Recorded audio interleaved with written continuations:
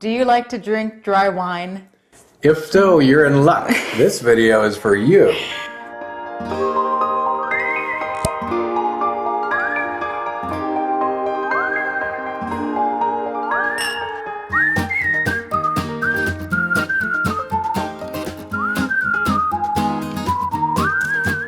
All right. Hey, welcome everyone. We spent the afternoon testing our blood glucose and ketones to let you know what happened to them after we drank 5 ounces of Cabernet Sauvignon. Always a good time doing the testing. Indeed. So what we did is that we did not eat anything for the 4 hours prior to the test. Right. We poured ourselves 5 ounces of Cabernet and drank that down. Before we did that, we tested our blood for the glucose and ketone readings at 0 minutes, drank that down, tested at 30 minutes, 60 minutes, and 120 minutes.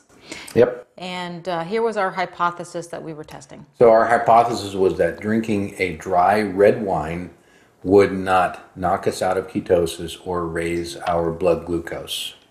Right. And so here are the results that we got. Okay, so let's start with ketones first. So Becky's ketones baseline were 1.1.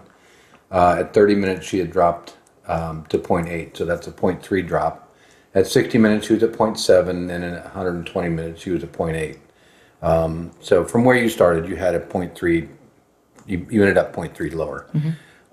My ketones, I started at 0.6, so in ketosis, good thing for me. But then at 30 minutes, I was down to 0.3, 60 minutes still down at 0.3, and 120 minutes, I was at 0.4, so they just started to come up just a bit. But I was technically out of ketosis. Right.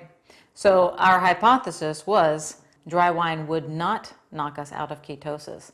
So technically, it did not knock me out of ketosis, but I started at a higher level than you did. Right. So, and we'll get to that conclusion as far as what we're thinking about that. Let's go through the glucose numbers. Okay. So Becky's glucose at baseline was 88. At 30 minutes, it went up slightly to 92. At 60 minutes, it was at 75, and at 120, it was 74. My glucose, I started at 85, and at 30 minutes, I went up to 99. So that's a 14-point increase. That, I think, is significant enough to say that I had a glucose response there. At 60 minutes, I was also at 75, and then at 120, I was at 64.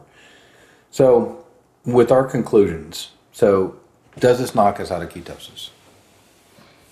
It did me. It did for you. It did not for me. Right. It did lower your ketones. But it did lower them. And it lowered mine actually about the same amount. So if you are a person who can get a little heavier into ketosis, you're more insulin sensitive, those things, then maybe 5 ounces of dry red wine isn't going to have a big effect on you.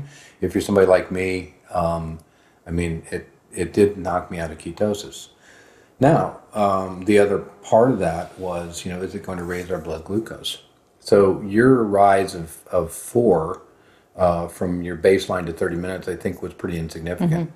And then on both of us, we actually see past that point that we're seeing that blood glucose lowering effect of alcohol.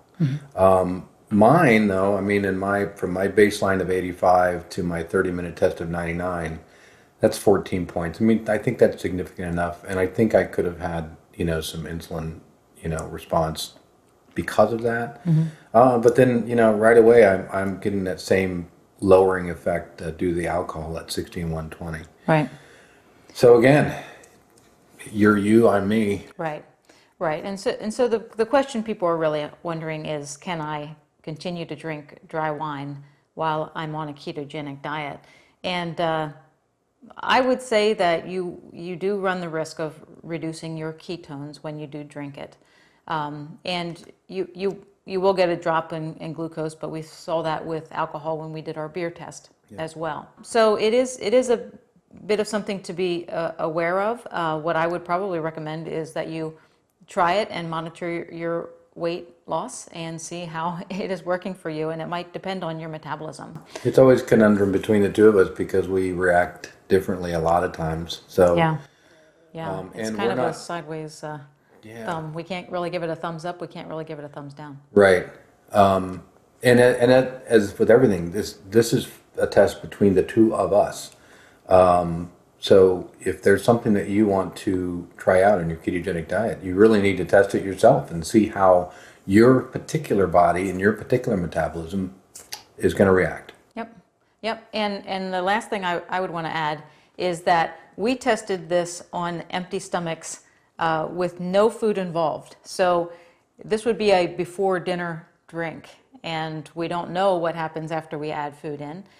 We don't know what happens if we were drinking wine with dinner or drinking a glass of wine after dinner. So those are all variables that you have to keep. And typically a Cabernet is something you're going to have if you're having a steak, right? Good red meat. So maybe having that fatty meal would temper. Who knows? I mean, you'd have to test it. Yeah. I do want to say that 5 ounces of wine is actually a lot more than I It was expected. surprisingly more. Yeah, I felt it. Yeah. Yeah. All right. So for what it is worth, we hope that was helpful to you. And thanks so much. We'll see you next time. See ya. Do you like to drink dry wine? This video is for you. Okay. I think we could do that better. I think we could. All right.